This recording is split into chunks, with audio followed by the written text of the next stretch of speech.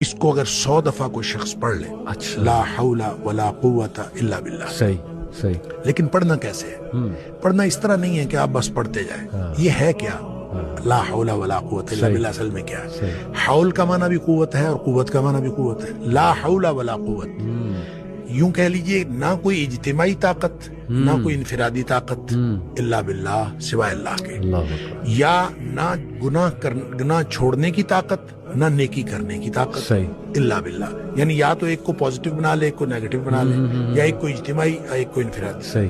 अब अल्लाह के सामने इसको अपना मसला समझ के ना, अपना जो भी मसला है वो सोचे, सही।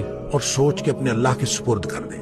या अल्लाह, मेरी तो कोई ताकत नहीं, ना इनफिरादी ना इज्तिमाई, इल्ला बिल्लाह। हाँ, तू अता फरमाए ताकत तो हो सकती है। यूं मैं इसको कहता हूं, ये बेबसी का कलमा है।